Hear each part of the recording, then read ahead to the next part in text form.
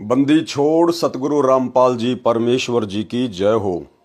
परम पिता परमात्मा सारी सृष्टि के रचनहार कुल मालिक असंख्य ब्रह्मांडों के स्वामी जगत गुरु तीनों लोकों में प्रवेश करके सबका भरण पोषण करने वाले राजाधिराज आत्माधार नाथों के नाथ देवों के देव महादेव सर्वेश्वर महेश्वर मृत्युंजय अजरो अमर आदि अनादि सनातनी प्रभु जगत पिता जगदीश्वर श्री श्री 1008 की उपाधि के वास्तविक अधिकारी अकाल मूर्त शब्द स्वरूपी राम वासुदेव सर्वगतम ब्रह्म परम पूज्य प्रथम पूज्य परम संत परम पुरुष परम धनी परम दयालु सत्य कबीर हक्का कबीर अल्लाहू अकबर बाखबर अल्लाह ताला जगत के तारणहार जगत के मुक्तिदाता जगत के जगन्नाथ हारे के सहारे हिंदुओं के राम मुसलमानों के अल्लाह सिखों के वाहिगुरु ईसाइयों के मसीह दया के सागर दयानिधि करुणा के सागर करुणानिधि स्वयंभू परिभू संकट मोचन कष्ट हरण मंगल करण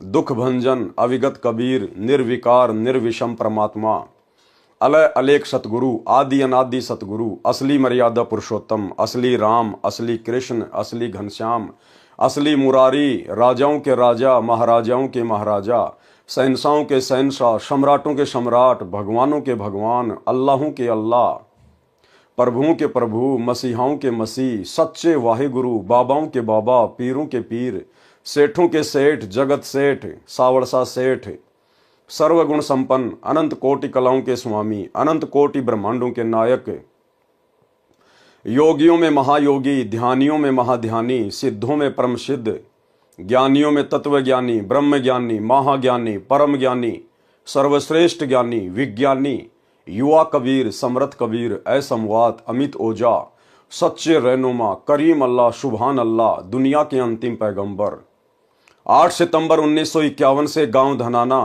जिला सोनीपत हरियाणा भारतवर्ष की पवित्र भूमि पे प्रकट रियल कल की भगवान श्री नारायण साकार हरि श्री बाबा साहेब संत श्रोमणी सतगुरु रामपाल जी परमेश्वर जी के चरण कमल में साध संगति से जुड़े हुए आप और हम सभी सतसेवक भाई बहनों का अनंत कोटि दंडवत प्रणाम। और कबीर सागर के सरलार्थ के ऊपर आज हमारा ये 42 नंबर का वीडियो है। 42 नंबर का पेज नंबर है 376 और आज हम यहां से आगे बढ़ेंगे। सूक्ष्म वेद की अमृतवाणी का यह भावार्थ है। वाणी का सरलार्थ आत्मा और मन को पात्र बनाकर संत गरीबदास जी ने संसार के मानव को समझाया है। कहा है कि यह संसार दुखों का घर है, इससे भिन्न एक और संसार है जहां कोई दुख नहीं है, वह शाश्वत स्थान है, सनातन परम धाम सत्यलोक वह सुख सागर है तथा वहां का प्रभु यानी अविनाशी परमेश्वर भी सुखदायी है जो उस सुख सागर में निवास करता है। सुख सागर अर्थात अमरलोक की संक्षिप्त परिभाषा बताई है। अब गुरुदेव भगवान ने एक शब्द के माध्यम से आप और हमें किस प्रकार से समझाया है। शंखों लहर मेहर की उपजय कहर नहीं जा कोई और दास गरीब अचल अविनाशी सुख का सागर सोई। भावार्थ किया है गुरुदेव ने। जिस समय मैं लेखक कौन पूज्य गुरुदेव भगवान जिस समय मैं अकेला होता हूं तो कभी कभी ऐसी हिलोर अंदर से उठती है। उस समय सब अपने से लगते हैं, चाहे किसी ने मुझे कितना ही कष्ट दे रखा हो उसके प्रति द्वेष भावना नहीं रहती, सब पर दया भाव बन जाता है। यह स्थिति कुछ ही मिनट रहती है, उसको मेहर की लहर कहा है। भाई और बहनों, यह बात गुरुदेव भगवान के द्वारा कहना कि थोड़े से समय के लिए कभी कभी मेरे अंदर वो लहर की मेहर आती है, यह केवल आप और हम जीवों को समझाने की दृष्टि से परमात्मा इस प्रकार की बातें कह रहे हैं, क्योंकि हम जीवों को कभी कभार इस प्रकार की कोई लहर की मेहर आती है कभी कभार। तो गुरुदेव अपने आप को एक आम संत की भूमिका में दर्शाते हुए एक भगत की भूमिका में दर्शाते हुए आप और हमें समझाने की दृष्टि से ये बात कह रहे हैं। अन्यथा हमारे गुरुदेव भगवान तो सुख के सागर हैं, सुख के सागर मंतु बसरे सुख के सागर जहां शब्द सिंधु रत्नागर। ये तो अविनाशी परमात्मा है, सुख के सागर हैं। वो कहर की लहर इनके अंदर कभी नहीं उठती। ये तो परम दयालु हैं, परम दयालु। तो अपने आप को छुपाते हुए परमात्मा इस प्रकार की बात यहां पर कह रहे हैं हम जीवों को समझाने की दृष्टि से। सतलोक अर्थात सनातन परम धाम में जाने के पश्चात प्रत्येक प्राणी को इतना आनंद आता है, वहां पर ऐसी असंख्यों लहर आत्मा में उठती रहती हैं। जब वह लहर मेरी आत्मा से हट जाती है तो वही दुखमय स्थिति प्रारंभ हो जाती है। उसने ऐसा क्यों कहा, वह व्यक्ति अच्छा नहीं है, वो हानि हो गई, ये हो गया, वह हो गया, यह कहर दुख की लहर कही जाती है। अब विचार करो भाई और बहनों, हमारे गुरुदेव भगवान जो कि पूर्ण संत है, पूर्ण परमात्मा है, कबीर देव हैं, भला वो इस प्रकार की बातें क्यों सोचेंगे कि उसने ऐसा क्यों कहा। गुरुदेव तो हमें समझाते हैं कि आवत गाड़ी एक है, उल्टा होय अनेक, कहे कबीर ना उल्टियो, रहे एक की एक। और जो तोकू काटा बोवे ताको बोतू फूल, तो ये फूल के फूल है वाको है त्रिशूल। हमारे गुरुदेव तो हमें इस प्रकार की शिक्षा देते हैं कि अगर तुम्हारे साथ में कोई बुरा बर्ताव करता है, कोई धोखा करता है, कोई गाली देता है, तो तुमने भी उसके प्रति बुरा नहीं सोचना कि उसने ऐसा क्यों कर दिया। तो भला हमारे गुरुदेव भगवान ऐसा क्यों सोचेंगे कि उसने ऐसा क्यों कहा, वह व्यक्ति अच्छा नहीं है, वो हानि हो गई। जबकि हमें तो गुरुदेव कहते हैं कि भक्ति मार्ग में अगर हानि हो जाए तो चिंता नहीं करनी चाहिए, वो भी परमात्मा का प्रसाद समझना चाहिए कि वो नुकसान भी मेरे हित में है, मेरे हित में। तो भला हमारे गुरुदेव भगवान हानि को रोएंगे क्या। तो गुरुदेव भगवान हमें जो भी कुछ समझाते हैं स्वयं को एक भगत की स्थिति में रखकर आप और हमें समझाने की दृष्टि से कहते हैं। उसने ऐसा क्यों कहा, वह व्यक्ति अच्छा नहीं है, वो हानि हो गई, ये हो गया, वो हो गया, ये कहर यानी दुख की लहर कही जाती है। उस सतलोक में असंख्य लहर मेहर यानी दया की उठती है। सतलोक में वो कहर की लहर नहीं है, वहां तो दया की मेहर है, दया की मेहर। वहां कोई कहर यानी भयंकर दुख नहीं है। वैसे तो सतलोक में कोई दुख नहीं है, कहर का अर्थ भयंकर कष्ट होता है। जैसे एक गांव में आपसी रंजिश के चलते विरोधियों ने दूसरे पक्ष के एक परिवार के 3 सदस्यों की हत्या कर दी। कहीं पर भूकंप के कारण हजारों व्यक्ति मर जाते हैं, उसे कहते हैं कहर टूट पड़ा या कहर कर दिया। ऊपर लिखी वाणी में सुख सागर की परिभाषा संक्षिप्त में बताई है, कहा है कि वह अमरलोक अचल अविनाशी अर्थात कभी चलायमान नहीं है, अर्थात वो कभी नष्ट नहीं होता। सतलोक वो कभी चलायमान नहीं है, कभी जो है वो नष्ट नहीं होता। वहां पर कभी भी जो है प्रलय नहीं होती, कभी ध्वस्त नहीं होता, तथा वहां रहने वाला परमेश्वर अविनाशी है। वह स्थान तथा परमेश्वर सुख का समुद्र है। जैसे समुद्री जहाज बंदरगाह के किनारे से 100 या 200 किलोमीटर दूर चला जाता है तो जहाज के यात्रियों को जल अर्थात समुद्र के अतिरिक्त कुछ भी दिखाई नहीं देता, सब और जल ही जल नजर आता है। इसी प्रकार सतलोक यानी सत्यलोक में सुख के अतिरिक्त कुछ भी नहीं है, अर्थात वहां कोई दुख नहीं है। अब पूर्व में लिखी वाणी का सरलार्थ किया जाता है। यानी पिछले वीडियो में हमने जो शब्द परमात्मा का पढ़ा था, मन तू चल रे सुख के सागर जहां शब्द सिंधु रत्नागर। अब परमेश्वर उसकी प्रत्येक वाणी का चौपाई का यहां पर सरलार्थ करके हमें समझाएंगे कि सतलोक में किस प्रकार के सुख हैं। वहां पर दुख नाम की कोई चीज नहीं है। जो सुख यहां पर ब्रह्मा विष्णु महेश को प्राप्त नहीं है, जो मुक्ति ब्रह्मा विष्णु महेश को प्राप्त है, 4 मुक्ति काम अर्थ धर्म मोक्ष, ये सुख ये सिद्धियां सतलोक में आप और हमारी चंपी करती हैं। चंपी हम इनकी तरफ ध्यान भी नहीं देते। जो 4 मुक्तियां यहां के ब्रह्मा विष्णु महेश के पास हैं, वहां इतने सुख हैं। मन तू चल रे सुख के सागर जहां शब्द सिंधु रत्नागर। कोटि जन्म तो है भ्रमित हो गए कुछ नहीं हाथ लग्या रे। कुकर शुकर खरबैया बोरे कौआ हंस बुगारे। परमेश्वर कबीर जी ने अपनी अच्छी आत्मा संत गरीबदास जी को सूक्ष्म वेद समझाया। उसको संत गरीबदास जी गांव छुड़ानी जिला झज्जर हरियाणा प्रांत ने आत्मा तथा मन को पात्र बनाकर विश्व के मानव को काल ब्रह्म के लोक का कष्ट तथा सतलोक का सुख बताकर उस परम धाम में चलने के लिए सत्य साधना जो शास्त्रोक्त है करने की प्रेरणा की है। मन तू चल रे सुख के सागर, अर्थात हे मन तू सनातन परम धाम में चल।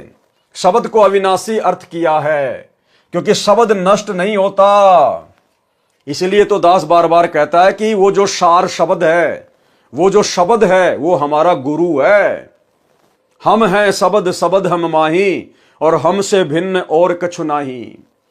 इसीलिए दास कहता है हमारे गुरुदेव स्वयं कबीर परमात्मा है, और इनका जो शरीर है वो विदेह है। विदेह नूरी है, 5 तत्व का हाड़ मांस से निर्मित नहीं है, इसलिए वो कभी नष्ट नहीं होता। और यहां क्या कह रहे हैं गुरुदेव, शब्द क्या होता है? शब्द को अविनाशी अर्थ दिया है। अविनाशी क्योंकि शब्द नष्ट नहीं होता, इसलिए शब्द का अर्थ अविनाशीपन से है कि वह स्थान अमृतत्व का सिंधु अर्थात सागर है, और मोक्ष रूपी रतन का आगार अर्थात खान है। इस काल ब्रह्म के लोक में आप जी ने भक्ति भी की, परंतु शास्त्र अनुकूल साधना बताने वाले तत्वदर्शी संत न मिलने के कारण आप करोड़ों जन्मों से भटक रहे हो। करोड़ों अरबों रुपए संग्रह करने में पूरा जीवन लगा देते हो। अचानक मृत्यु हो जाती है, वह जोड़ा हुआ धन जो आपके पूर्व के संस्कारों से प्राप्त हुआ था उसे छोड़कर संसार से चला गया। उस धन के संग्रह करने में जो पाप किए वे आप जी के साथ गए। आप जी ने उस मानव जीवन में तत्वदर्शी संत से दीक्षा लेकर शास्त्र विधि अनुसार भक्ति की साधना नहीं की, जिस कारण से आपको कुछ हाथ नहीं आया। पूर्व के पुण्यों के बदले धन ले लिया, वह धन यहीं रह गया, आपको कुछ भी नहीं मिला। आपको मिले धन संग्रह तथा भक्ति शास्त्र अनुकूल न करने के पाप, जिनके कारण आप कुकर यानी कुत्ता, खर यानी गधा, शुकर यानी सुअर, कौवा, काग पक्षी, हंस एक पक्षी जो केवल सरोवर में मोती खाता है, बुगा यानी बुगला पक्षी आदि आदि की योनियों को प्राप्त करके कष्ट उठाया। फिर अगली चौपाई का अर्थ किया गुरुदेव ने, कोटि जन्म तू राजा की न्या, मिटी न मन की आशा, और भिक्षुक होकर दर दर हांड्या, मिला न निर्गुण राशा। सरलार्थ, हे मानव, आप जी ने काल ब्रह्म की कठिन से कठिन साधना की, घर त्याग कर जंगल में निवास किया, फिर भिक्षा प्राप्ति के लिए गांव व नगर में घर घर के द्वार पर हांड्या अर्थात घूमा। जंगल में साधनारत साधक निकट के गांव या शहर में जाता है, एक घर से भिक्षा पूरी नहीं मिलती तो अन्य घरों से भोजन लेकर जंगल में चला जाता है। कभी कभी तो साधक एक दिन भिक्षा मांग कर लाते हैं, उसी से 2-3 दिन निर्वाह करते हैं। रोटियों को पतले कपड़े, रुमाल जैसे कपड़े को छालना कहते हैं, छालने में लपेटकर पेड़ की टहनियों से बांध देते थे। वे रोटियां सूख जाती थी, उनको पानी में भिगोकर नरम करके खाते थे। वे प्रतिदिन भिक्षा मांगने जाने में जो समय व्यर्थ होता था उसकी बचत करके उस समय को काल ब्रह्म की साधना में लगाते थे। भाई और बहनों, कितनी गजब की बात कह रहे हैं गुरुदेव भगवान कि जिन साधु संतों ने, ऋषि महात्माओं ने घोर तपस्या की, सतयुग में, त्रेता में, द्वापर में, जिस समय हजारों वर्षों की उम्र होती थी, लाखों वर्षों की उम्र होती थी, सिर्फ परमात्मा प्राप्ति के लिए, और वो लोग अपना समय बचाने के लिए कि हमारा जरा भी समय भक्ति के अलावा व्यतीत नहीं होना चाहिए, एक एक क्षण का सदुपयोग होना चाहिए। यदि हमने घर छोड़ा है तो परमात्मा प्राप्ति के लिए छोड़ा है। अब यदि उस समय को हम बर्बाद करेंगे, बकवादों में बर्बाद करेंगे, तो परमात्मा हमसे नाराज होगा, दुखी होगा। वो गांव में जाते थे, रोटियां मांग के लाया करते थे, और भाई और बहनों, ज्यादा से ज्यादा समय तपस्या में लगे, भक्ति में लगे, परमात्मा प्राप्ति में लगे। वो रोटियों को एक कपड़े में बांधकर पेड़ से टांग दिया करते थे, और उन रोटियों को 2-3 दिन तक जो सूख जाया करती थी को पानी में भिगो के नरम करके खाया करते थे। अब वर्तमान में भगवान ने हमें कितनी सुविधा दे दी, और खुद साक्षात वर्तमान में धरती पे परमात्मा प्रकट है। वो साधु संत महात्मा ऐसी कठिन तपस्या करके अपने आत्म कल्याण के लिए जिस भगवान की प्राप्ति करना चाहते थे, काल ब्रह्म की, उस काल ब्रह्म की छाया के भी दर्शन नहीं हुए उनको। और हम भगत भाई बहनों को घर बैठे पूर्ण परमात्मा मिल गया, अल्लाहू अकबर मिल गया, उस काल का पिता मिल गया, जिसकी भक्ति से पूर्ण मोक्ष होगा, जिसकी प्राप्ति के लिए इतनी कठिन साधना भी नहीं करनी, जंगल में भी नहीं जाना, घर परिवार भी नहीं छोड़ना, अपना काम करते करते अपने बाल बच्चों के साथ मर्यादाओं में रह के भक्ति करनी है, बढ़िया बढ़िया खाना खाना है। तो सोचिए भाई और बहनों, उन पहले वाले साधु संत ऋषि महात्माओं की तुलना में वर्तमान में संत रामपाल जी के जिन भक्तों को परमात्मा मिल चुका है संत रामपाल जी के रूप में, आज वे क्या कर रहे हैं, आज वे कहां खड़े हैं। आप लोग तो समय की नजाकत को समझ ही नहीं रहे।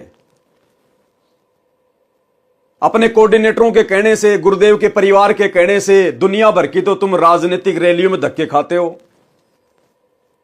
कभी नरेंद्र मोदी की गोहाना की रैली में, कभी नरेंद्र मोदी की भोपाल की रैली में, कभी कोई पीला पर्चा निकाल दिया कि वहां से वो व्यक्ति चुनाव लड़ रहा है, हमने उसको वोट डालना है, उसका समर्थन करना है। कभी आप लोगों को कहां पर धक्के खाने के लिए बैठा दिया जाता है, कभी जाट आरक्षण में, कभी गुंडों की सीबीआई जांच में। आज आप भाई बहन जो सतलोक आश्रमों से जुड़े हुए हैं, आपका स्टैंड कहां है? अरे कहां खड़े हो तुम?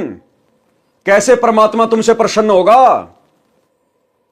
सोचो उन आत्माओं को जिन्होंने ऐसी घोर तपस्या की परमात्मा प्राप्ति के लिए, जिनको मार्ग भी सही नहीं मिला हुआ था, अपना एक सेकंड भी फालतू में बर्बाद नहीं करते थे। और तुम सत्संग के बहाने इन आश्रमों में जाते हो, दुनिया भर की रिश्तेदारियां जोड़ते हो, दुनिया भर का जो आडंबर इन आश्रमों में गुरुदेव के परिवार ने सेट कर रखा तुम्हारे मनोरंजन के लिए, जुलाहों का कुआं, वहां जाकर सेल्फियां लेते हो, मिट्टी की गाय, मिट्टी के बैल, उनको देखते हो, कबीर जी का झोपड़ा, मिट्टी का पहाड़, लहर तारा तालाब, दुनिया भर की रंगोलियां, मनोरंजन के लिए जाते हो, टाइम पास करते हो वहां जाके।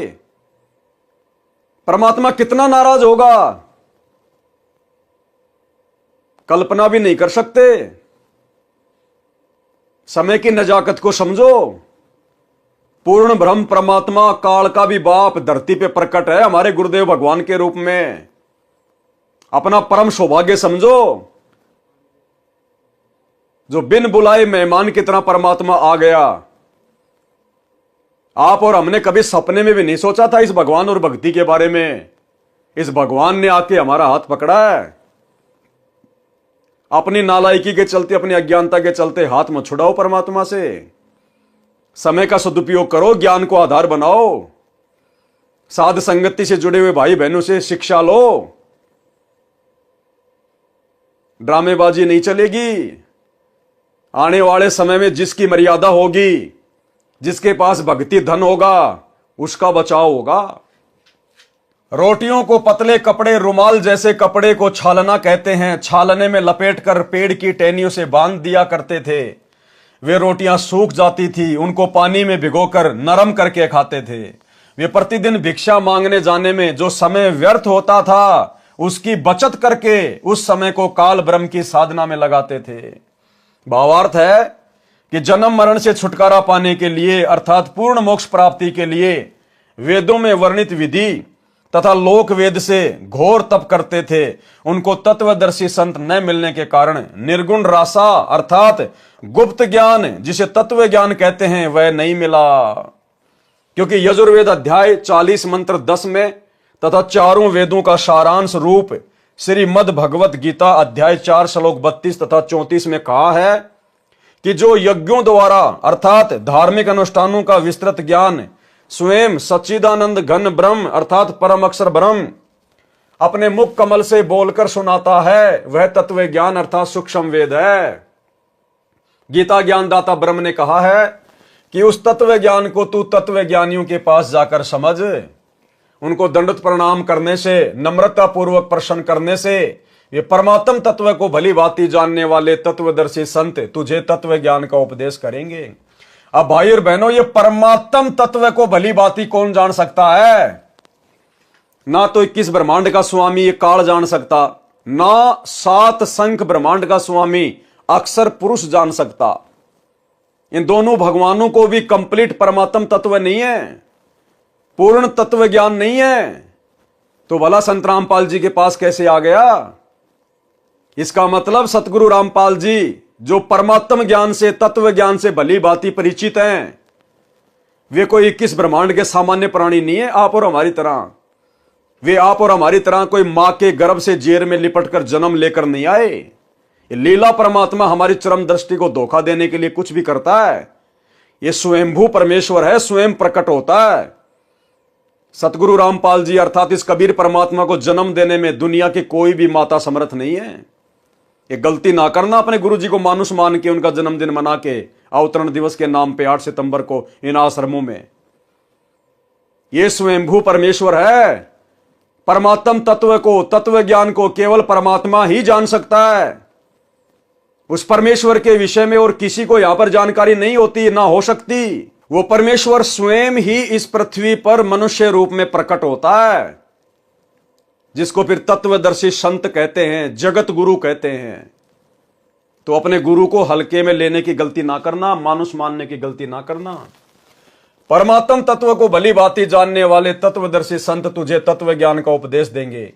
इससे सिद्ध हुआ कि तत्व ज्ञान न वेदों में है और न ही गीता शास्त्र में। यदि होता तो एक अध्याय और बोल देता, कह देता कि तत्व ज्ञान उस अध्याय में पढ़ें। यानी वो तत्व ज्ञान, वो परमात्म ज्ञान ना चारों वेदों में, ना गीता जी में, ना मुसलमानों की चारों जो है वो कतेबों में। और वो ज्ञान सतगुरु रामपाल जी बता रहे हैं। तो कौन है सतगुरु रामपाल जी, जिनके पास दुनिया के समस्त धर्म ग्रंथों के अतिरिक्त वो वास्तविक ज्ञान है, मूल ज्ञान है, सार ज्ञान है। स्वयं परमेश्वर प्रकट है धरती पर। कह देता कि तत्व ज्ञान उस अध्याय में पढ़ें। संत गरीबदास जी ने मन के बहाने मानव शरीरधारी प्राणियों को समझाया है कि वह निर्गुण रासा अर्थात तत्व ज्ञान न मिलने के कारण काल ब्रह्म की साधना करके आप जी करोड़ों जन्मों में राजा बने। कोटि जन्म तू राजा कीन्या, मिटी न मन की आशा, और भिक्षुक होकर दर दर हांड्या, मिला न निर्गुण रासा। वह निर्गुण रासा अर्थात तत्व ज्ञान न मिलने के कारण काल ब्रह्म की साधना करके आप जी करोड़ों जन्मों में राजा बने, फिर भी मन की इच्छा समाप्त नहीं हुई। क्योंकि राजा सोचता है कि स्वर्ग में सुख है, यहां राज में कोई सुख चैन नहीं है, शांति नहीं है। निर्गुण रासा का भावार्थ, निर्गुण रासा किसको कहते हैं?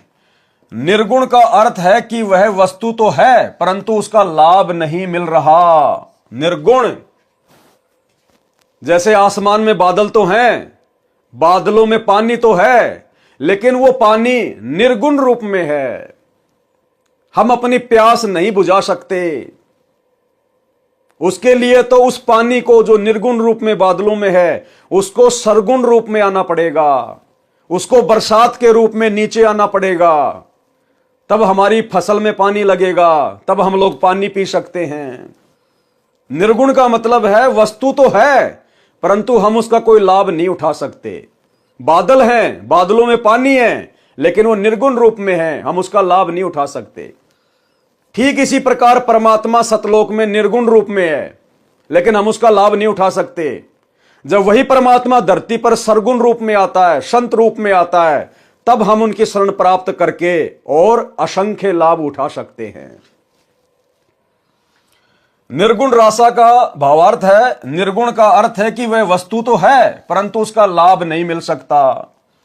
वृक्ष के बीज में फल तथा वृक्ष निर्गुण रूप में है, उस बीज को मिट्टी में बीजकर सिंचाई करके वह सरगुण वस्तु वृक्ष को फल प्राप्त की जाती है। यह ज्ञान न होने से आम के फल व छाया से वंचित रह जाते हैं। रासा यानी झंझट अर्थात उलझा हुआ कार्य। सूक्ष्म वेद में परमेश्वर कबीर जी ने कहा है कि 9 मण सूत उलझिया।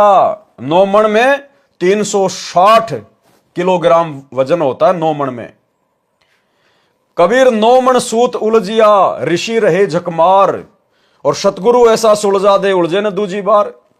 यानी इस आध्यात्मिक ज्ञान को, परमात्मा की प्राप्ति के मार्ग को सतयुग से लेकर वर्तमान समय तक ब्रह्मा जी के वंशजों ने, नकली पंडितों ने, धर्म गुरुओं ने, आचार्य शंकराचार्यों ने, और आजकल रोजाना जो 5-10 नए नए आचार्य यूट्यूब पर पैदा हो रहे हैं, इन लोगों ने अपनी मन गढ़ंत बातों से इस आध्यात्मिक ज्ञान को नौमन सूत की तरह उलझा के रखा हुआ था। यानी जुलाहे लोग जो सूत से कपड़े वगैरह बुना करते थे, और यदि उनका थोड़ा सा सूत यदि उलझ जाया करता था, पूरा दिन लग जाता था सुलझाने में, जो कि 100 ग्राम भी नहीं होता था। और यहां तो इन्होंने 9 मण 360 किलोग्राम सूत उलझा रखा है। भला उसको कौन सुलझा सकता है परमात्मा के अलावा। लेकिन सतगुरु ऐसा सुलझा दे फिर उलझे न दूजी बार। कबीर 9 मण सूत उलझिया ऋषि रहे झकमार। ये साधु संत महात्मा सतयुग से झकमरा रहे हैं। आज तक इनको गीता जी के ज्ञान का नहीं पता, इनको वास्तविक भक्ति मंत्रों का नहीं पता, इनको एक भगवान का नहीं पता। आज तक समाज को यह नहीं बता पाए ये आचार्य शंकराचार्य, किसी भी धर्म के मुल्ला मौलवी पंडित काजी, कि एक परमात्मा कौन है जिसने सबको रचा, जिसने सबको बनाया। उस परमात्मा की प्राप्ति का मंत्र क्या है, कौन से वेद में, गीता में कहां लिखा है, आज तक नहीं बता पाए। महाराष्ट्र के शिरडी में साईं बाबा पूरी जिंदगी बीत गई, एक ही शब्द बोलता था, सबका मालिक एक। उंगली कहां करता था, ऊपर। क्या कहता था, सबका मालिक एक। पूरी जिंदगी में वो उस एक मालिक का नाम नहीं बता पाया। अरे अगर आपको इतना पता है कि सबका मालिक एक है, तो उसका नाम भी बता देता मेरे भाई। वो कैसे मिलेगा वो भी बता देता, लेकिन नहीं बता पाया उसका नाम। आज वो नाम स्वयं उस सबके मालिक ने आकर ही बताया। वो सबका मालिक कबीर देव है, वेद जिसकी चीख चीख कर महिमा गा रहे हैं। आज वो कबीर देव स्वयं धरती पर 8 सितंबर 1951 से गांव धनाना, जिला सोनीपत, हरियाणा, भारतवर्ष की पावन भूमि पर सतगुरु रामपाल जी के रूप में प्रकट है। यूट्यूब पर जाकर सत्संग सुनना शुरू कीजिए, लाभ उठा लीजिए। अन्यथा ये जन्म निकलते ही, ये मनुष्य शरीर छूटते ही गधे, कुत्ते, सुअर, चाहे कोई राजा है चाहे कोई प्रजा है। कबीर 9 मण सूत उलझिया ऋषि रहे झकमार। सतगुरु ऐसा सुलझा दे उलझे न दूजी बार। सरलार्थ, परमेश्वर कबीर जी ने कहा है कि अध्यात्म ज्ञान रूपी 9 मण सूत उलझा हुआ है। 1 किलोग्राम उलझे हुए सूत को सीधा करने में 1 दिन से भी अधिक जुलाहों का समय लग जाता था। यदि सुलझाते समय धागा टूट जाता तो कपड़े में गांठ लग जाती। गांठ गठीले कपड़े को कोई मोल नहीं लेता था। इसलिए परमेश्वर कबीर जुलाहे ने जुलाहों का सटीक उदाहरण बताकर समझाया है कि अधिक उलझे हुए सूत को कोई नहीं सुलझाता था। अध्यात्म ज्ञान उसी 9 मण उलझे हुए सूत के समान है, जिसको सतगुरु अर्थात तत्वदर्शी संत ऐसा सुलझा देगा जो पुनः नहीं उलझेगा। बिना सुलझे अध्यात्म ज्ञान के आधार से, अर्थात लोक वेद के अनुसार साधना करके स्वर्ग नरक 84 लाख प्रकार के प्राणियों के जीवन, पृथ्वी पर किसी टुकड़े का राज्य, स्वर्ग का राज्य प्राप्त किया, पुनः फिर जन्म मरण के चक्कर में गिरकर कष्ट पर कष्ट उठाया। परंतु काल ब्रह्म की वेदों में वर्णित विधि अनुसार साधना करने से वह परम शांति तथा सनातन परम धाम प्राप्त नहीं हुआ, जो गीता अध्याय 18 श्लोक 62 में कहा है। और न ही परमेश्वर का वह परम पद प्राप्त हुआ, जहां जाने के पश्चात भगत लौटकर संसार में कभी नहीं आते, जो गीता अध्याय 15 श्लोक 4 में कहा है। काल ब्रह्म की साधना से निम्न लाभ होता रहता है। क्या काल की साधना से क्या लाभ होता है? इंद्र कुबेर ईश की पदवी, ब्रह्मा वरुण धर्मराया, विष्णुनाथ के लोक में जाकर तू बहुर वापस आया, अपूठा आया। सरलार्थ, काल ब्रह्म की साधना करके साधक इंद्र का पद भी प्राप्त करता है। इंद्र स्वर्ग के राजा का पद है। इसको देवराज अर्थात देवताओं का राजा तथा सुरपति भी कहते हैं। यह सिंचाई विभाग अर्थात वर्षा मंत्रालय भी अपने अधीन रखता है। प्रश्न, इंद्र की पदवी कैसे प्राप्त होती है, यानी इंद्र का राज्य कैसे प्राप्त किया जाता है, जैसे प्रधानमंत्री का पद कैसे प्राप्त किया जाता है, क्या क्या योग्यता होनी चाहिए जिस आधार से वो प्रधानमंत्री का चुनाव लड़ सके, तो ऐसे ही देवताओं का राजा इंद्र बनने की भी एक प्रोसीजर है। क्या है उत्तर, अधिक तप करने से या 100 मण 4000 किलोग्राम गाय या भैंस के घी का प्रयोग करके धर्म यज्ञ करने से एक धर्म यज्ञ संपन्न होती है। ऐसी ऐसी 100 यज्ञ जो सफल कर लेता है।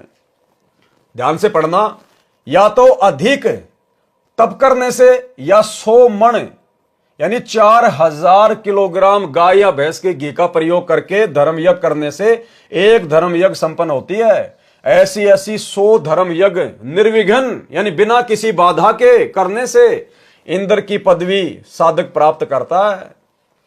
तप या यज्ञ के दौरान यज्ञ या तप की मर्यादा भंग हो जाती है तो नए सिरे से यज्ञ तथा तप करना पड़ता है।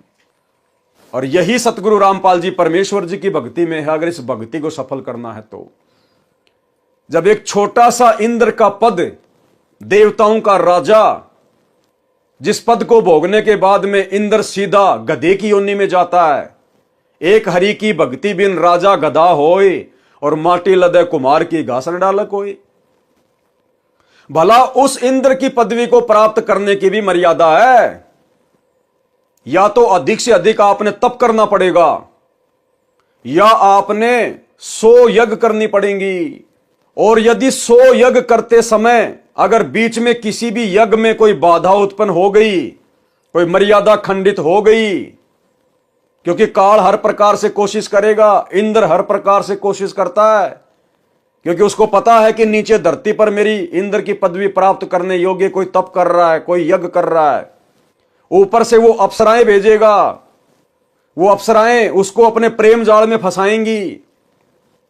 जैसे विश्वामित्र को फंसा लिया था, मार्कंडे ऋषि को फंसाने के लिए आई थी, या अन्य प्रकार से मर्यादा तुड़वाएगा, गुस्सा करवाएगा, कोई मारकाट करवाएगा।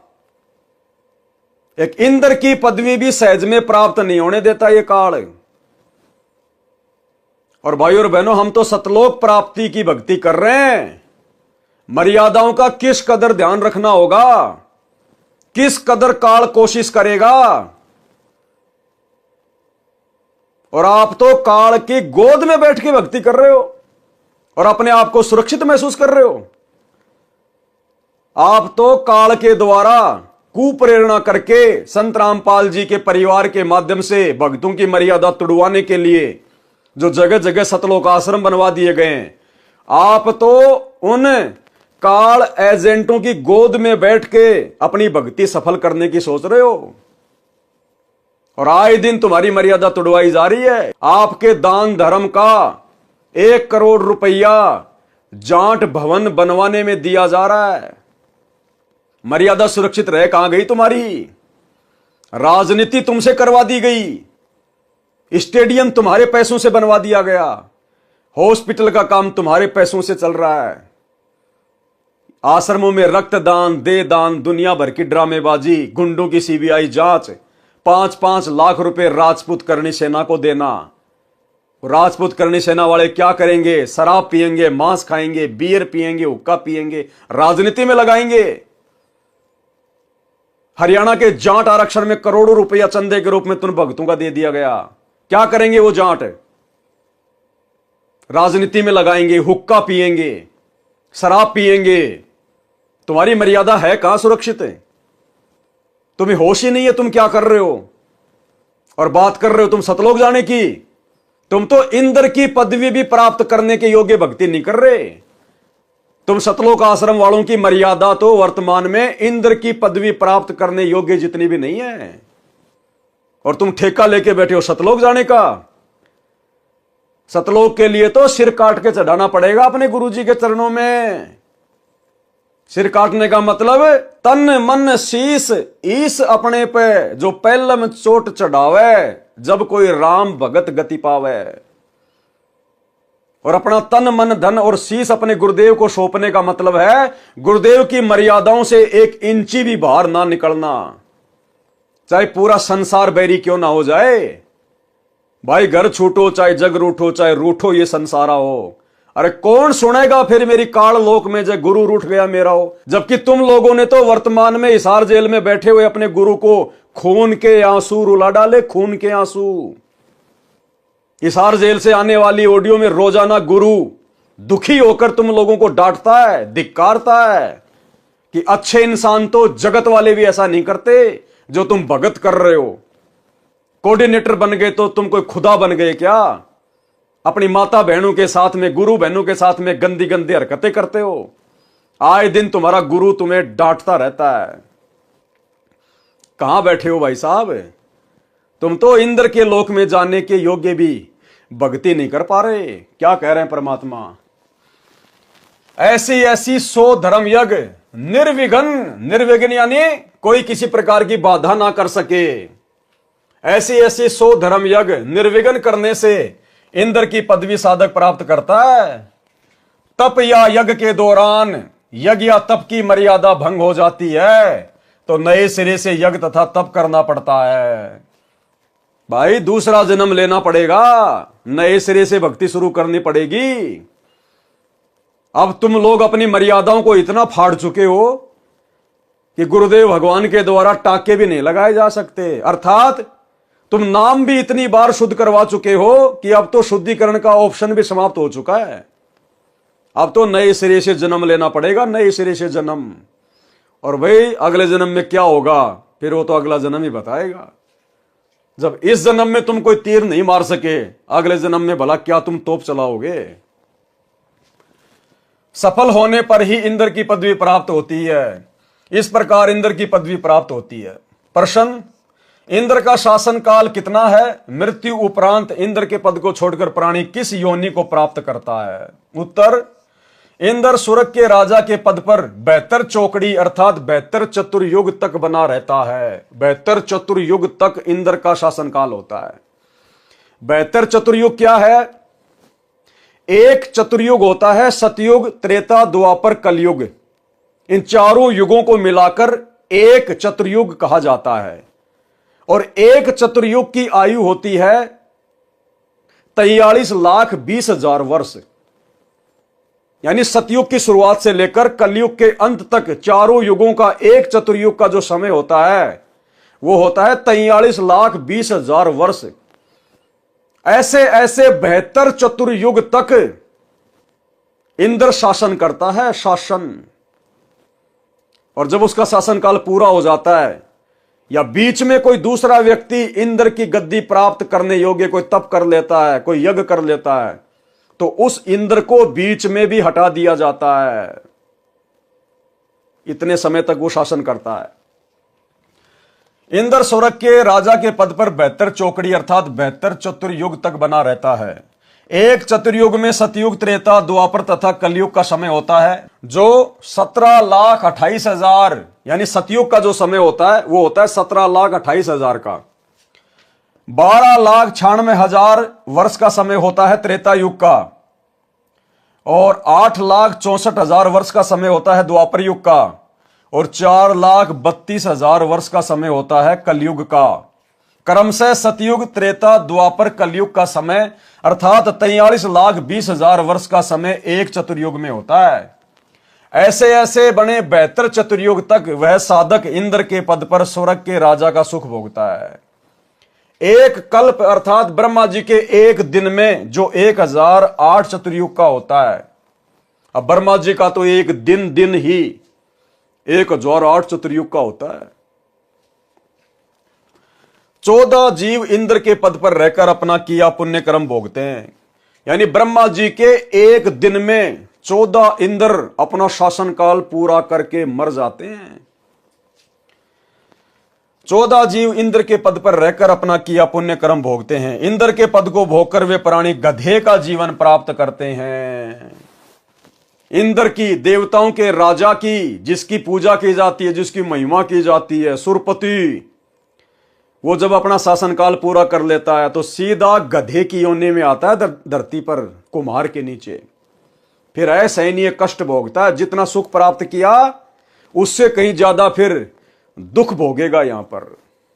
इसलिए परमात्मा कहते हैं इंद्र का राज कागदाभिष्टा, कि भक्तों के लिए, जिनको तत्वदर्शी संत मिल गया, जिनको सतलोक का ज्ञान मिल गया, उन भक्तों के लिए तो इंद्र का राज्य भी ऐसा होना चाहिए जैसे कौवे की बीट थूक कर चलना चाहिए, नहीं चाहिए।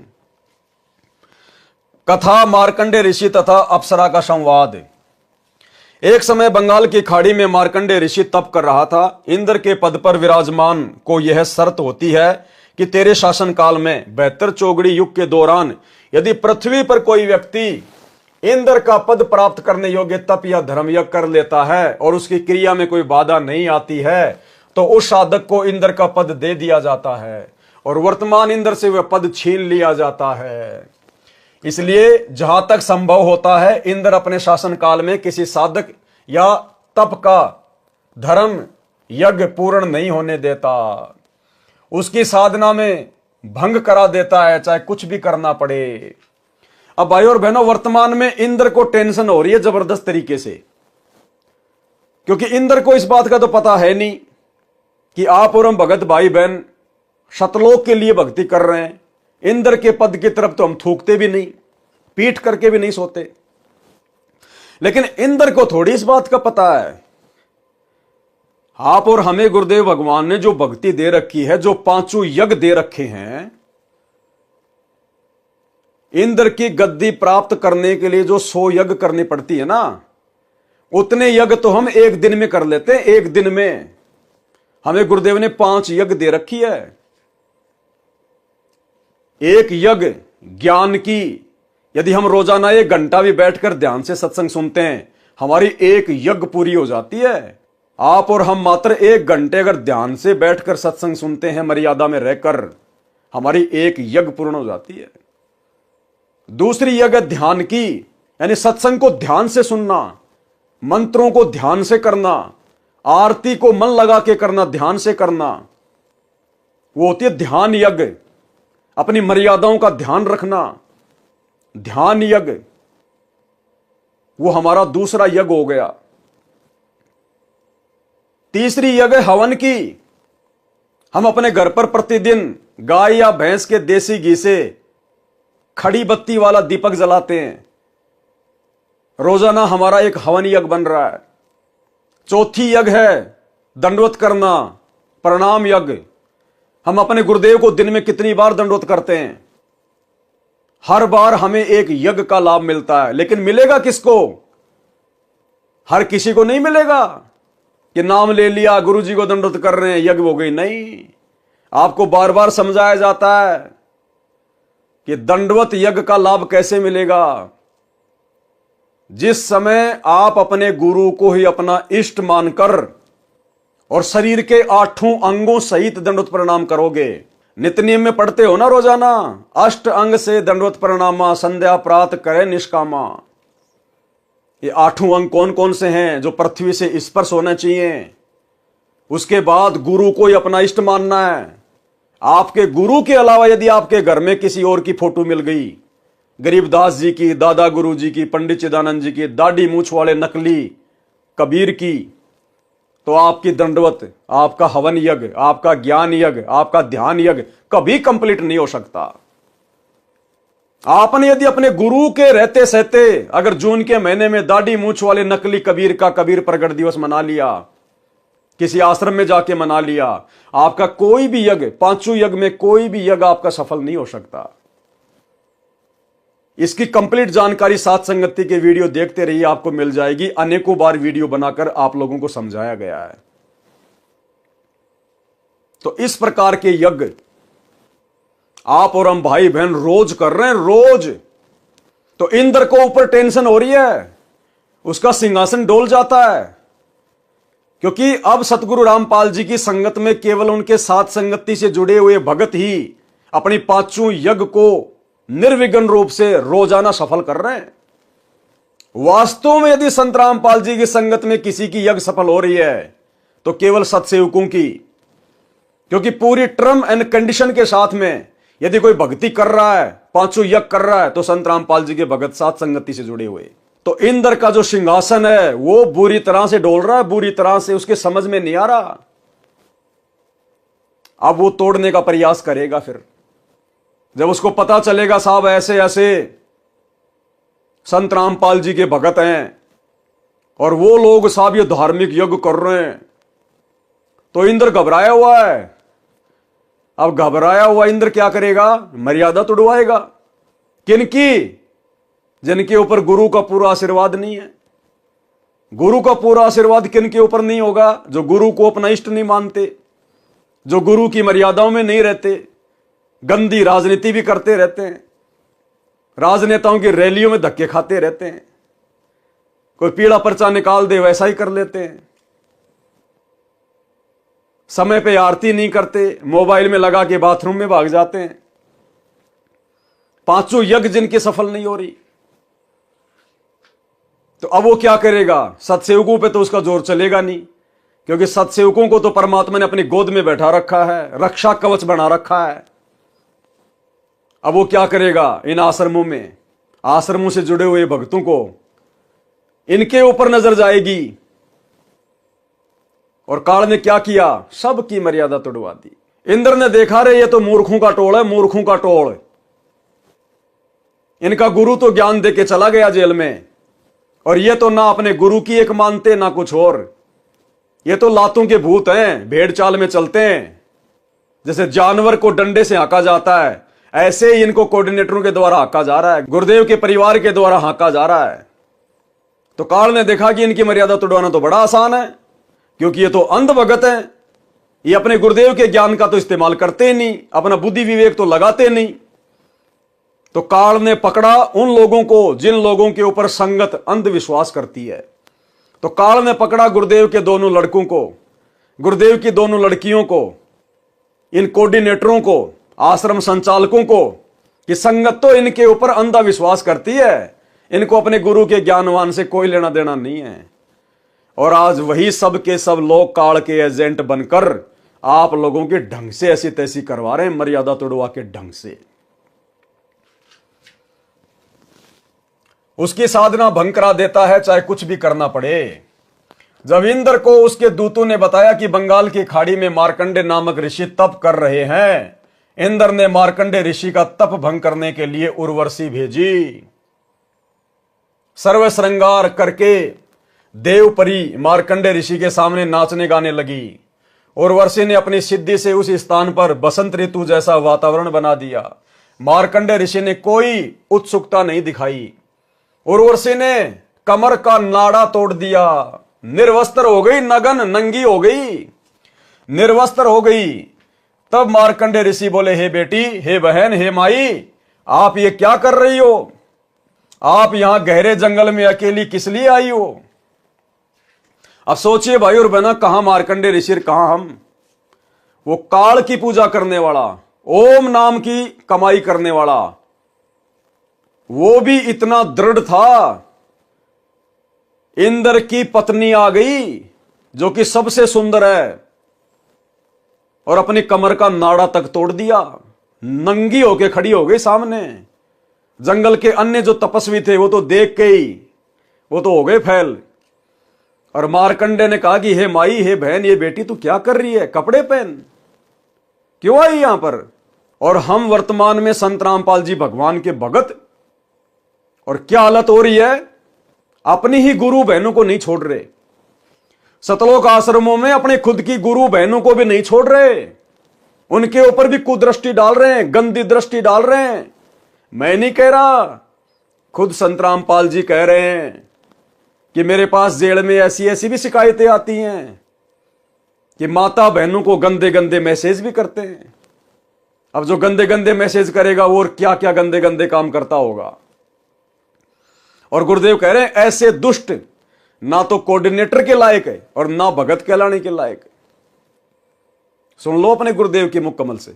विचार करना होगा कि हम कौन है, कहां से आए। आपस में खेचातानी रखते हो अभी भी भगत हो गए। अच्छे इंसान तो जगत वाले भी ना करते ऐसा जैसे भगत कर रहे हैं। अच्छे इंसान तो जगत वाले गुनाह करते हैं ऐसा जैसे भगत कर रहे हैं।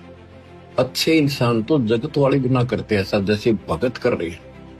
किसी को छोटी सी सेवा दे देते, कोऑर्डिनेटर बना दिया, वो ने सोचा मैं खुदा बन गया। अरे इतना शिक्षा तो बने। मजदूर बनो सीखो, मजदूर। और कई देखा है कि कोऑर्डिनेटर या जिसकी जो भी व्यवस्था लगाई जाए तो व्यवहार भी ठीक नहीं करते, धमकान लग जाते, फुरकान लग जाते। और कुछ ऐसी भी शिकायतें आई हैं जो बहन बेटियों के साथ गलत मैसेज भी डालते हैं। तो वो दुष्ट लोग ना तो कोऑर्डिनेटर के योग्य है ना वो भगत के योग्य। और कुछ ऐसी भी शिकायतें आई हैं जो बहन बेटियों के साथ गलत मैसेज भी डालते हैं। तो वो दुष्ट लोग ना तो कोऑर्डिनेटर के योग्य है ना वो भगत के योग्य। और कुछ ऐसी भी शिकायतें आई हैं जो बहन बेटियों के साथ गलत मैसेज भी डालते हैं। तो वो दुष्ट लोग ना तो कोऑर्डिनेटर के योग्य है ना वो भगत के योग्य। तो ऐसा तो संगत माई कुसंगत उपजेगी, और ऐसी कुसंगत होगी फिर हम रखेंगे नहीं उसको खेत में। किसान उस कुबाड़ को पाड़ कर खेत तो बाहर फेंक देता है, तो उसको आप मिशन से निकाल दिया जाया करेगा। सुधर जाओ, एक के नहीं सुनी जाया करती थी, सामूहिक शिक्षा दी जाती है, अमल कर लो इन पे। कर्म बतेरे फोड़ लिए, इस ज्ञान का असर क्या हुआ? थोड़ा सा सुख होते हो फिर पक्के एजेंट काल के बन जाते हैं, बकवाद वही करनी, भगवान से दूर हो जाना। थोड़ा सा सुख होते हो फिर पक्के एजेंट काल के बन जाते हैं, बकवाद वही करनी, भगवान से दूर हो जाना। थोड़ा सा सुख होते हो फिर पक्के एजेंट काल के बन जाते हैं, बकवाद वही करनी, भगवान से दूर हो जाना। तो भाइयों और बहनों, कहां तो मार्कंडे ऋषि और कहां हमारे सतलोक आश्रमों से जुड़े हुए सतगुरु रामपाल जी के तत्वज्ञानी भगत, ये कोऑर्डिनेटर। यानी गुरु को सार्वजनिक तौर पर सत्संग में यह बात बोलनी पड़ रही है कि आश्रमों में किस कदर गंदगी फैली हुई है, किस कदर काल ने अपनी गंदगी फैला रखी है। आप यहां गहरे जंगल में अकेली किस लिए आई? उर्वशी ने कहा कि ऋषि जी, मेरे रूप को देखकर इस अरण्य खंड यानी बनखंड के सर्व साधक यानी भगत अपना संतुलन खो गए, परंतु आप डगमग नहीं हुए। न जाने आपकी समाधि कहां थी। कृपया आप मेरे साथ इंद्रलोक में चलो, नहीं तो मुझे सजा मिलेगी कि तू हार कर आ गई। मार्कंडे ऋषि ने कहा कि मेरी समाधि ब्रह्मलोक में गई थी, जहां पर मैं उन उर्वशियों का नाच देख रहा था जो इतनी सुंदर हैं कि तेरे जैसी तो उनकी साथ साथ बांदियां अर्थात नौकरानियां हैं। इसलिए मैं तेरे को क्या देखता, तेरे पर क्या आसक्त होता। यदि तेरे से कोई सुंदर हो तो उसे ले आ। तब देवपरी ने कहा कि इंद्र की पटरानी अर्थात मुख्य पत्नी मैं ही हूं, मुझसे सुंदर स्वर्ग में कोई औरत नहीं है। तब मार्कंडे ऋषि ने पूछा कि इंद्र की मृत्यु होगी तब तू क्या करेगी? उर्वशी ने उत्तर दिया कि मैं 14 इंद्र भोगूंगी, यानी मैं 14 इंद्रों की पत्नी बनी रहूंगी। इंद्र मर गया फिर दूसरा इंद्र आएगा, लेकिन उनकी जो पत्नी है वही आत्मा बनी रहेगी जब तक 14 इंद्र अपना शासन भोग के नहीं जालेंगे। इतनी लंबी आयु है इंद्र की औरत की। भावार्थ है कि श्री ब्रह्मा जी के एक दिन में 1008 चतुर्युग होते हैं, जिसमें 72 चतुर्युग का शासनकाल पूरा करके 14 इंद्र मृत्यु को प्राप्त होते हैं। इंद्र की रानी वाली आत्मा ने किसी मानव जन्म में इतने अत्यधिक पुण्य किए थे जिस कारण से वह 14 इंद्रों की पटरानी बनकर स्वर्ग सुख तथा पुरुष सुख को भोगेगी। मार्कंडे ऋषि ने कहा कि वे 14 इंद्र भी मरेंगे तब तू क्या करेगी? उर्वशी ने कहा कि फिर मैं मृत्यु लोक में गधी बनाई जाऊंगी और जितने इंद्र मेरे पति होंगे वे भी पृथ्वी पर गधे की योनि प्राप्त करेंगे। मार्कंडे ऋषि बोले कि फिर मुझे ऐसे लोक में क्यों ले जा रही थी जिसका राजा गधा बनेगा और रानी गधी की योनि प्राप्त करेगी? उर्वशी बोली कि अपनी इज्जत रखने के लिए, नहीं तो वे कहेंगे कि तू हार कर आ गई। मार्कंडे ऋषि ने कहा कि गधियों की कैसी इज्जत है, तू वर्तमान में भी गधी है, क्योंकि तू 14 खत्म करेगी और मृत्यु उपरांत तू स्वयं स्वीकार कर रही है कि मैं गधी बनूंगी। मार्कंडे पुराण में साफ साफ लिखा हुआ, साफ साफ है। विधान अनुसार अपना इंद्र का राज्य मार्कंडे ऋषि को देने के लिए वहीं पर इंद्र आ गया। अब इंद्र ने देखा भाई मार्कंडे ऋषि तो सफल हो गया, तेरी जो इंद्राणी है वो तो हार गई, अब उसको राज्य देना पड़ेगा। तो इंद्र स्वयं चलकर आ गया वहां पर और कहा कि ऋषि जी हम हारे और आप जीते, आप इंद्र की पदवी स्वीकार करें। मार्कंडे ऋषि बोले अरे अरे इंद्र की पदवी मेरे किसी काम की नहीं, मेरे लिए तो काग यानी कौवे की बीट के समान है। मार्कंडे ऋषि ने इंद्र से फिर कहा कि तू मेरे बताए अनुसार साधना कर, तेरे को ब्रह्मलोक ले चलूंगा, इस इंद्र के राज्य को छोड़ दे। इंद्र ने कहा कि हे ऋषि जी अब तो मुझे मौज मस्ती करने दो, फिर कभी देखूंगा। और यही सतगुरु रामपाल जी के परिवार ने, उनके बेटा बेटियों ने, इन स्टेट कोऑर्डिनेटर ने सोच रखा है कि अभी तो मौज करने दो, संगत थूक रही है, ज्योति पाठ और दान के नाम पे थूक रही है, अभी तो हमें चाटने में आनंद आ रहा है, अभी तो हमें ऐश करने दो, मौज मस्ती करने दो, राजनीति करने दो, समाज वालों से भाईचारा निभाने दो। संगत थूक रही है, हम चाट रहे हैं, आनंद आ रहा है। पाठक जनों विचार करो, इंद्र को पता है कि मृत्यु के उपरांत गधे का जीवन मिलेगा, फिर भी उस क्षणिक सुख को त्यागना नहीं चाहता। कहा कि फिर कभी देखूंगा। फिर कब देखेगा?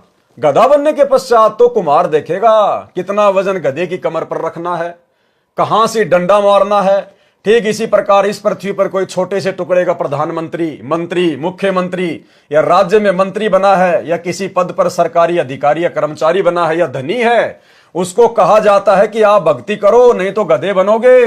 वे या तो नाराज हो जाते हैं कि क्यों बनेंगे गधे, फिर से मत कहना। कुछ सभ्य होते हैं, वे कहते हैं कि किसने देखा है गधे बनते हैं। फिर उसको बताया जाता है कि सब संत तथा ग्रंथ बताते हैं, तो अधिकतर कहते हैं कि देखा जाएगा। उनसे निवेदन है कि मृत्यु के पश्चात गधा बनने के बाद आप क्या देखोगे? फिर तो कुमार देखेगा कि आप जी के साथ कैसा बर्ताव करना है। देखना है तो वर्तमान में देख। ठीक इसी प्रकार हम साथ संगति से जुड़े हुए भाई बहनों का, सतलोक आश्रमों से जुड़े हुए हमारे गुरु भाई बहनों से प्रार्थना है, विनती है, समय रहते आंखें खोल लो। तुम्हारी आंखों के सामने जो दुष्ट कर्म, जो घटिया कर्म, मर्यादा विरुद्ध कर्म, गुरुदेव के सत्संगों के विरुद्ध मनमाना आचरण इन सतलोक आश्रमों में तुमसे करवाया जा रहा है, गुरुदेव का परिवार कर रहा है तुम्हारे दान धर्म पर। समय रहते सुधर जाओ, आंखें खोल लो, साथ संगति से जुड़ जाओ, अन्यथा बाद में फिर भाई कुमार देखेगा। कुमार देखना है तो वर्तमान में देख, बुराई छोड़कर शास्त्र अनुकूल साधना करो, जो वर्तमान में विश्व में केवल मेरे पास, लेखक रामपाल दास के पास है। आओ ग्रहण करो और अपने जीव का कल्याण कराओ। ऊपर लिखी वाणी नंबर 3 में बताया है कि इंद्र, कुबेर तथा ईश की पदवी प्राप्त करने वाले तथा ब्रह्मा जी का पद, वरुण, धर्मराय का पद प्राप्त करके तथा विष्णु जी के लोक को प्राप्त, देव पद प्राप्त भी वापस जन्म मरण के चक्कर में रहता है। इंद्र, कुबेर, ईश की पदवी, ब्रह्मा, वरुण, धर्मराया और विष्णु लोक के पुर को जाकर तू फिर भी वापस आया। इतना सब कुछ सुख भोग कर भी जो काल तक की साधना करते हैं या मर्यादा तोड़कर पूर्ण संत की साधना करते हैं, उनको ये सुख मिलेंगे। इंद्र का पद भी मिलेगा, विष्णु का पद भी मिलेगा, धर्मराय का पद भी मिलेगा, लेकिन वापस फिर गधा भी बनना पड़ेगा। गधा। स्वर्ग लोक में 33 करोड़ देव पद हैं, जैसे भारतवर्ष की संसद में 540 सांसदों के पद हैं। व्यक्ति बदलते रहते हैं, उन्हीं सांसदों में से प्रधानमंत्री तथा अन्य केंद्रीय मंत्री आदि बनते हैं। इसी प्रकार उन 33 करोड़ देवताओं में से ही कुबेर का पद अर्थात धन के देवता का पद प्राप्त होता है, जैसे वित्त मंत्री होता है। ईश की पदवी का अर्थ है प्रभु पद, जो कुल 3 माने गए हैं, श्री ब्रह्मा जी, श्री विष्णु जी तथा श्री शिव जी। वरुण देव जल का देवता है। धर्मराय मुख्य न्यायाधीश है, जो सब जीवों के कर्मों का फल देता है, उसे धर्मराज भी कहते हैं। ये सर्व काल ब्रह्म की साधना करके पद प्राप्त करते हैं। पुण्य समाप्त होने के पश्चात पद से मुक्त होकर पशु पक्षियों आदि की 84 लाख प्रकार की योनियों में चले जाते हैं। फिर नए ब्रह्मा जी, नए विष्णु जी तथा नए शिव जी इन पदों पर विराजमान होते हैं। उपरोक्त सर्व देवता जन्मते मरते हैं, ये अविनाशी नहीं है। इनकी स्थिति आप जी को सृष्टि रचना अध्याय में इसी पुस्तक में स्पष्ट होगी कि ये कितने भगवान हैं, कितने प्रभु हैं, किसके पुत्र हैं तथा कौन इनकी माता जी है। अन्य प्रमाण श्री देवी पुराण सचित्र मोटा टाइप केवल हिंदी, गीता प्रेस गोरखपुर से प्रकाशित के 3रे स्कंद में पेज नंबर 123 पर लिखा है कि तुम शुद्ध स्वरूपा हो। यानी विष्णु जी अपनी माता दुर्गा से प्रार्थना कर रहे हैं कि तुम शुद्ध स्वरूपा हो, ये सारा संसार आप ही से उद्भासित हो रहा है। मैं यानी विष्णु, ब्रह्मा और शंकर आपकी कृपा से विद्यमान है। हमारा तो आविर्भाव यानी जन्म तथा तिरोभाव अर्थात मृत्यु हुआ करता है, यानी हम तो जन्मते और मरते हैं। आप प्रकृति देवी हैं। शंकर भगवान बोले कि हे देवी, यदि विष्णु के पश्चात उत्पन्न होने वाले ब्रह्मा आपसे उत्पन्न हुए तो क्या मैं तमोगुणी लीला करने वाला शंकर क्या आपकी संतान नहीं हुआ? अर्थात मुझे भी उत्पन्न करने वाले तुम ही हो। हम तो केवल नियमित कार्य ही कर सकते हैं, यानी जैसा आप हमें आदेशित करती हो हम तो केवल वही कर सकते हैं। अर्थात जिसके भाग्य में जो लिखा है हम वही प्रदान कर सकते हैं, न अत्यधिक कर सकते हैं न कम कर सकते हैं।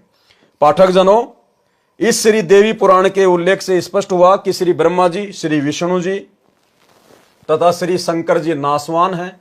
इनकी माता जी का नाम श्री देवी दुर्गा है। अधिक जानकारी आप सृष्टि रचना अध्याय से ग्रहण करेंगे जो इसी पुस्तक में लिखी है। ये प्रधान देवता हैं, अन्य इनके निम्न स्तर के देव हैं। ये सर्व जन्मते मरते हैं। अविनाशी राम यानी अविनाशी परमात्मा ये नहीं है। श्रीमद् भगवद गीता अध्याय 10 श्लोक 2 में लिखा है कि गीता ज्ञानदाता काल ब्रह्म ने कहा है कि मेरी उत्पत्ति को न तो देवता जानते हैं न ही महर्षि जन जानते, क्योंकि इन सब का आदि कारण मैं ही हूं, अर्थात ये सर्व मेरे से उत्पन्न है। गीता अध्याय 14 श्लोक 3 में गीता ज्ञानदाता ने कहा कि हे अर्जुन, मेरी प्रकृति अर्थात दुर्गा तो गर्भ धारण करती है, मैं उसके गर्भ में बीज स्थापित करता हूं, यानी पति पत्नी व्यवहार करता हूं, जिससे सर्व प्राणियों की उत्पत्ति होती है। गीता अध्याय 14 श्लोक 4 में गीता ज्ञानदाता ने कहा कि हे अर्जुन, नाना प्रकार की सब योनियों में जितने शरीरधारी मूर्तियां उत्पन्न होती हैं, प्रकृति यानी दुर्गा तो उन सबकी गर्भ धारण करने वाली माता है। अहम ब्रह्म यानी मैं ब्रह्म यानी काल बीज स्थापित करने वाला पिता हूं। गीता अध्याय 14 श्लोक 5 गीता ज्ञानदाता ने स्पष्ट किया है कि हे अर्जुन, सत्व गुण श्री विष्णु जी, रजगुण श्री ब्रह्मा जी तथा तमगुण श्री शिव जी, ये प्रकृति अर्थात दुर्गा देवी से उत्पन्न तीनों देवता अर्थात तीनों गुण अविनाशी जीव आत्मा को कर्मों के अनुसार शरीर में बांधते हैं। उपरोक्त परमाणु से स्पष्ट हुआ कि उपरोक्त देवता नाशवान हैं तथा काल ब्रह्म के पुत्र हैं। प्रसंग चल रहा है कि वाणी संख्या 3 का सरलार्थ इंद्र कुबेर ईश अर्थात ब्रह्मा विष्णु शिव तक को प्राप्त करके तथा वरुण धर्मराय की पदवी तथा श्री विष्णुनाथ के लोक को प्राप्त करके भी जन्म मरण के चक्कर में रहते हैं। मार्कंडेय ऋषि जी ब्रह्म साधना कर रहे थे, यानी काल की साधना कर रहे थे, उसी को सर्वोत्तम मान रहे थे। इसलिए इंद्र को कह रहे थे कि आजा, तेरे को ब्रह्म साधना का ज्ञान कराऊं। ब्रह्मलोक की तुलना में स्वर्ग का राज्य लापसी यानी बिना देसी घी से बना भोजन जो हलवे जैसा दिखाई देता है की तुलना के जैसे कव्वे की भीट है। पाठक जनों, सत्य लोक को हलवा जानो। आप जी ने ब्रह्म साधना करने वाले श्री चुनक ऋषि, श्री दुर्वासा ऋषि तथा कपिल मुनि की दशा जान ली। उनकी साधना को गीता ज्ञानदाता ने गीता अध्याय 7 श्लोक 18 में अनुत्तम अर्थात घटिया बताया है। उसी श्रेणी की साधना मार्कंडेय ऋषि जी की थी, जिसको अति उत्तम मानकर कर रहे थे तथा इंद्र को भी राय दे रहे थे कि ब्रह्म साधना कर ले। सूक्ष्म वेद में कहा है कि औरों पंथ बताओ ही और आपने जाने रहा। दूसरों को तो रास्ता बता रहा है और खुद को ज्ञानी नहीं है। भावार्थ, अन्य को मार्गदर्शन करते हैं, स्वयं भक्ति मार्ग का ज्ञान नहीं। श्रीमद् भगवद गीता अध्याय 4 श्लोक 25 से 29 तक यही बताया है कि जो साधक जैसी भी साधना करता है उसे उत्तम मानकर कर रहा होता है। सर्व साधक अपनी अपनी भक्ति को पापनाशक जानते हैं। गीता अध्याय 4 श्लोक 32 में स्पष्ट किया है कि यज्ञों अर्थात धार्मिक अनुष्ठानों का ज्ञान स्वयं सच्चिदानंद घन ब्रह्म ने अपने मुख कमल से बोली वाणी में विस्तार के साथ कहा है। वह तत्व ज्ञान है जिसे जानकर साधक सर्व पापों से मुक्त हो जाते हैं। गीता अध्याय 4 श्लोक 34 में स्पष्ट किया है कि उस तत्व ज्ञान को तत्वदर्शी संत जानते हैं। उनको दंडवत प्रणाम करने से, नम्रता पूर्वक प्रसन्न करने से वे तत्व ज्ञान को जानने वाले ज्ञानी महात्मा तुझे तत्व ज्ञान का उपदेश करेंगे। और भाई वो तत्वदर्शी संत, वो ज्ञानी महात्मा वर्तमान में धरती पर सतगुरु रामपाल जी के रूप में प्रकट है। ये स्वयं ही सच्चिदानंद घन ब्रह्म है, जिन्होंने अपने मुख कमल से वाणियां बोल बोल के आप और हमें ये ज्ञान दिया, पांचों यज्ञों की जानकारी दी, भक्ति मार्ग दिया। ये स्वयं सच्चिदानंद घन ब्रह्म है, स्वयं अविनाशी परमात्मा है, सर्व सृष्टि के मालिक हैं। वह तत्व ज्ञान जिसे ऊपर की वाणी में निर्गुण रासा कहा है, नहीं मिलने से सर्व साधक जन्म मरण के चक्कर में रहे। मार्कंडे ऋषि ब्रह्म साधना कर रहा था। श्रीमद् भगवद गीता अध्याय 8 श्लोक 16 में कहा है कि ब्रह्म लोक में गए साधक भी पुनरावर्ती अर्थात बार बार जन्म मरण के चक्कर में रहते हैं। यानी 21 ब्रह्मांड की सर्वोत्तम साधना है काल साधना, ब्रह्म साधना। गीता अध्याय 8 श्लोक नंबर 13 में उस काल का मंत्र है, ओम इति एक अक्षरम ब्रह्म व्यवहारण माम अनुशमरण ये प्रयाति तजम देयम सयाति प्रमाम गतम। ओम नाम की साधना करके और घोर तप करके साधक कहां जाता है? ब्रह्मलोक में, जो 21 ब्रह्मांड की सर्वश्रेष्ठ उपलब्धि है, यानी 7 स्टार होटल। उस ब्रह्मलोक में जाने के बाद भी जब तक उसकी भक्ति कमाई है, वो तप की कमाई है, ओम नाम की कमाई है, तब तक वो मौज करेगा। फिर उसके बाद वो नीचे 84 लाख योनियों में गधे कुत्ते के शरीरों में डाला जाएगा। तो ये तो यहां के काल की, ब्रह्मा विष्णु महेश के पिताजी की, दुर्गा के पति की, जो 21 ब्रह्मांड का नकली भगवान है, ये उसकी साधना का परिणाम है। तो बताइए फिर साधक क्या करेगा? औरों की साधना करके हम कैसे अविनाशी हो सकते हैं? हम कैसे सुख सागर में जा सकते हैं? तो केवल एकमात्र सतगुरु रामपाल जी की भक्ति, तत्वदर्शी संत सतगुरु रामपाल जी, जो कि स्वयं कबीर परमात्मा है। कबीर परमात्मा स्वयं ही तत्वदर्शी संत की भूमिका निभाते हैं। जगत गुरु संत रामपाल जी, जगत गुरु की भूमिका केवल परमात्मा निभाता है कबीर जी। जाति हमारी जगत गुरु परमेश्वर है पंथ, गरीबदास लिखित पड़े मेरा नाम निरंजन कंत। जगत गुरु जो पूरे संसार को ज्ञान दे, पूरे जगत को ज्ञान दे। और भाई पूरे जगत का ज्ञान, पूरी सृष्टि का ज्ञान केवल परमेश्वर को हो सकता, किसी और को नहीं। तो संत रामपाल जी स्वयं वो परमेश्वर हैं, जगत गुरु हैं। इनकी भक्ति से सदा सदा के लिए हमारा जन्म मरण समाप्त होगा। वाणी संख्या 4, असंख्य जन्म तो हे मर्त्या होंगे, जीवित क्यों न मरे रे। और 12 मध्य मैल मठ बोरे, बहुर न दे धरे रे। सरलार्थ, हे मानव तू अनंत बार जन्म और मर चुका है, सत्य साधना कर तथा जीवित मर। जीवित मरने का तात्पर्य है कि भगत को ज्ञान हो जाता है कि इस संसार की प्रत्येक वस्तु अस्थायी है। यह शरीर भी स्थायी नहीं है, जन्म मृत्यु का बखेड़ा भी भयंकर है। इस संसार में दुख के अतिरिक्त कुछ नहीं है। मानव शरीर प्राप्त करके मोक्ष प्राप्त नहीं किया तो पशु जैसा जीवन जिया। जैसे गीता अध्याय 7 श्लोक 29 में कहा है कि जो साधक केवल जरा तथा यानी मृत्यु तथा बुढ़ापे के कष्ट तथा मरण के दुख से ही मुक्ति के लिए जो साधना रत है, वे तत्ब्रह्म को तथा संपूर्ण अध्यात्म को तथा कर्मों को जानते हैं। इसी प्रकार तत्व ज्ञान होने के पश्चात मानव को अनावश्यक वस्तुओं की इच्छा नहीं होती। तंबाकू, शराब, मांस सेवन नहीं करता। नाच गाना मूर्खों का काम लगता है। जैसा भोजन मिल जाए उसी में संतुष्ट रहता है। आत्म कल्याण कराने के लिए साधक विचार करता है कि यदि मैं सत्संग में नहीं जाऊंगा तो गुरुजी के दर्शन नहीं कर पाऊंगा। सत्संग विचार न सुनने से मन फिर से विकार करने लगेगा। वह साधक सर्व कार्य छोड़कर सत्संग सुनने के लिए चल पड़ता है। वह विचार करता है कि हम प्रतिदिन सुनते हैं तथा देखते हैं कि छोटे छोटे बच्चों को छोड़कर पिता संसार से चला जाता है, मर जाता है। बड़े बड़े पूंजीपति दुर्घटना में मर जाते हैं। सर्व संपत्ति जो सारे जीवन में जोड़ी थी उसे छोड़कर चले जाते हैं, दोबारा उस संपत्ति को संभालने नहीं आते। मृत्यु से पहले एक दिन भी कार्य छोड़ने का दिल नहीं करता था, अब स्थायी यानी परमानेंट कार्य छूट गया। एक भगत सत्संग में जाने लगा, दीक्षा ले ली, ज्ञान सुना और भक्ति करने लगा। अपने मित्र से भी सत्संग में चलने तथा भक्ति करने के लिए प्रार्थना की, परंतु दोस्त नहीं माना। कह देता कि कार्य से फुर्सत नहीं है, छोटे छोटे बच्चे हैं, इनका पालन पोषण भी करना है। काम छोड़कर सत्संग में जाने लगा तो सारा धंधा चौपट हो जाएगा। वह सत्संग में जाने वाला भगत जब भी सत्संग में चलने के लिए अपने मित्र से कहता तो वह यही कहता कि अभी काम से फुर्सत नहीं है।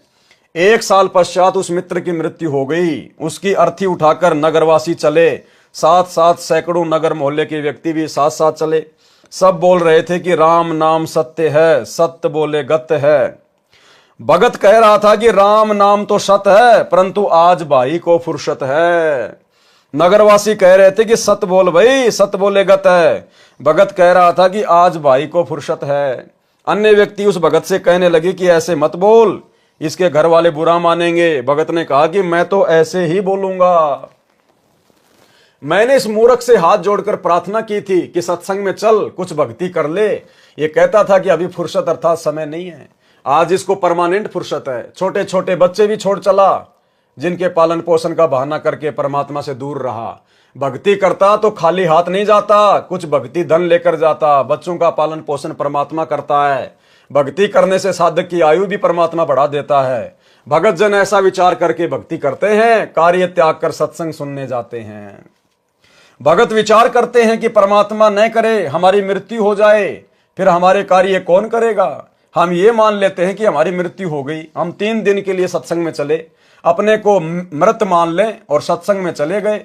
वैसे तो परमात्मा के भक्तों का कार्य बिगड़ता नहीं, फिर भी हम मान लेते हैं कि हमारी गैर हाजिरी में कुछ कार्य खराब हो गया तो 3 दिन बाद जाकर ठीक कर लेंगे। वास्तव में टिकट कट गई अर्थात मृत्यु हो गई तो परमानेंट कार्य बिगड़ गया, फिर कभी ठीक करने नहीं आ सकते। इस स्थिति को जीवित मरना कहते हैं। यानी परमेश्वर का काम सबसे पहले, उसके बाद अन्य सांसारिक कार्य। वाणी का से सरलार्थ, द्वादश मध्य मैल मठ बोरे, बहुर न दे धरे रे। सरलार्थ, श्रीमद् भगवद गीता अध्याय 15 श्लोक 4 में कहा है कि तत्व ज्ञान की प्राप्ति के पश्चात परमेश्वर के उस परम पद की खोज करनी चाहिए जहां जाने के पश्चात साधक लौटकर संसार में कभी नहीं आते, अर्थात उनका पुनर्जन्म नहीं होता, वे फिर देह धारण नहीं करते। सूक्ष्म वेद की ये वाणी ये स्पष्ट कर रही है कि वह परम धाम द्वादश अर्थात 12वें द्वार को पार करके उस परम धाम में जाया जाता है। आज तक सर्व ऋषि महर्षि संत मंडलेश्वर केवल 10 द्वार बताया करते, परंतु परमेश्वर कबीर जी ने अपने स्थान को प्राप्त कराने का सत्य मार्ग, सत्य स्थान स्वयं ही बताया है। उन्होंने 12वां द्वार बताया है। तो भाई सतयुग से लेकर वर्तमान कलयुग तक ये 12वें द्वार की जानकारी संत रामपाल जी के अलावा धरती पर किसी ने भी किसी को नहीं दी। तो कौन हुए संत रामपाल जी? स्वयं कबीर परमात्मा। उन्होंने 12वां द्वार बताया है। इससे भी स्पष्ट हुआ कि आज तक सन 2012 तक, यानी जब तक ये कबीर सागर का सरलार्थ लिखा, सन 2012 तक पूर्व के सर्व ऋषियों संतों तथा पंथों की भक्ति काल ब्रह्म तक की थी, जिस कारण से जन्म मृत्यु का चक्कर चलता रहा। वाणी संख्या 5, 2 जग बहिस्त सभी तय देखे, राजपाट के रसिया, 3 लोक से तृपत नाही, ये मन भोगी खशिया। सरलार्थ, तत्व ज्ञान के अभाव में पूर्ण मोक्ष का मार्ग न मिलने के कारण कभी 2 जग अर्थात नरक में गए, कभी बहिस्त अर्थात स्वर्ग में गए, कभी राजा बनकर आनंद लिया। यदि इस मानव को 3 लोक का राज्य भी दे दे तो भी तृप्ति नहीं होती। उदाहरण, यदि कोई गांव का सरपंच बन जाता है तो वह इच्छा करता है कि विधायक बने तो मौज हो जाए। विधायक इच्छा करता है कि मंत्री बनूं तो बात कुछ अलग हो जाएगी। मंत्री बनकर इच्छा करता है कि मुख्यमंत्री बनूं तो पूरी चौधर महिमा हो जाएगी, आनंद ही न्यारा होगा, सारे प्रांत पर कमांड चलेगी। मुख्यमंत्री बनने के पश्चात प्रबल इच्छा होती है कि प्रधानमंत्री बनूं तो जीवन की सफलता है। तब तक जीवन लीला समाप्त हो जाएगी, फिर गधा बनकर कुम्हार के लठ खा रहा होगा। इसलिए तत्व ज्ञान में समझाया है कि काल ब्रह्म द्वारा बनाई स्वर्ग नरक तथा राजपाट प्राप्ति की भूल भुलैया में सारा जीवन व्यर्थ कर दिया। एक अब्राहिम सुल्तान अधम नाम का बलक शहर का राजा था। वह पूर्व जन्म का बहुत अच्छा भगत था, परंतु वर्तमान के ऐश्वर्य में मस्त होकर परमात्मा को भूल चुका था।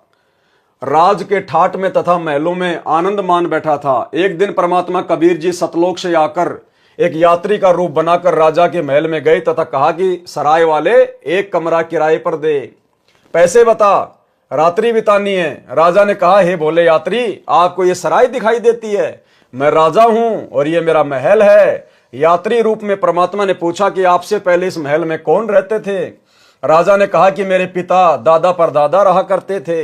यात्री रूप में परमेश्वर ने कहा कि आप कितने दिन रहोगे इस महल में?